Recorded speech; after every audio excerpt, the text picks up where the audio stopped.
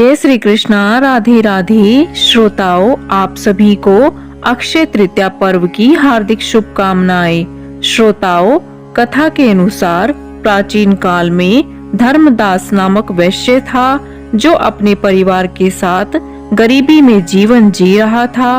उसे हमेशा अपने परिवार के भरण पोषण की चिंता लगी रहती थी, क्योंकि उसके परिवार में कई सदस्य थे जिसकी जिम्मेदारी उसी के ऊपर थी। धर्मदास बेहद ही धार्मिक प्रवृत्ति का था। सभी देव और ब्राह्मणों के प्रति उसकी श्रद्धा की वजह से उसे हर कोई पसंद करता था। एक दिन मार्ग में उसने कुछ ऋषियों को अक्षय तृतीया के महत्व का वर्णन करते हुए सुना। ऋषि कह रहे थे कि अक्षय तृतीया महान अगिनत फल देने वाली होती है। इस दिन नर नारायण, हयग्रीव और परशुराम अवतार प्रकट हुए थे। ऐसे में इस दिन पर किए जाने वाले दान, हवन, पूजन आदि कर्मों का अक्षय फल प्राप्त होता है, यानी ऐसा फल जिसकी समाप्ति कभी नहीं होती। ऋषियों ने यह भी कहा कि इस दिन देवताओं और पितरों के निमित्त जो भी दान, हवन, पूजन, तर्पण किया जाता है उसे बेहद पुण्य फल मिलता है। इस प्रकार अक्षय तृतीया व्रत के महत्व को सुनने के बाद उसने अक्षय तृतीया का व्रत रखने का निश्चय किया। अक्षय तृतीया पर्व के आने पर उसने सुबह जल्दी उठकर गंगा में स्नान किया और विधि पूर्वक देवी देवताओं की पूजा की।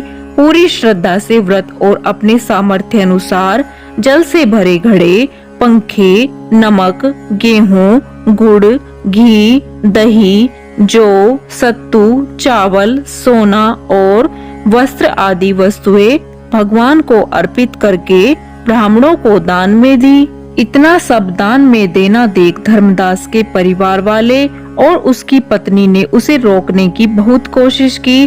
परिवार वाले कहने लगे, अगर धर्मदास इतना सब कुछ दान में दे देगा तो सभी का पालन पोषण कैसे होगा। फिर भी धर्मदास नहीं माना और उसने अपने दान और पुण्य कर्म को श्रद्धा से किया। इतना ही नहीं, उसने शुभ दिन पर ब्राह्मणों को कई प्रकार का दान भी दिया। इस तरह उसके जीवन में जब भी अक्षय तृतीया का पर्व आया, उसने प्रत्येक बार पूरी विधि से पूजन और दान आदि कर्म किए। वृद्ध होने के साथ साथ अनेक रोगों से ग्रस्त होने के बाद भी उसने अक्षय तृतीया का उपवास किया। साथ में धर्म, कर्म और दान पुण्य किया।